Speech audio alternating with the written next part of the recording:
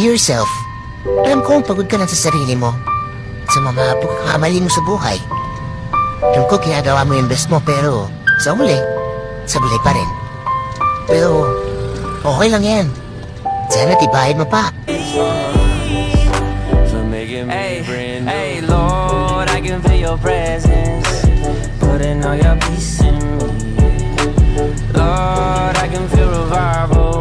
Yo, sa dami ng mga problema ng aking kinakaharap, minsan gusto ko nang sumuko at hindi na magpanggap na masaya at nakangiti na para bang walang problema.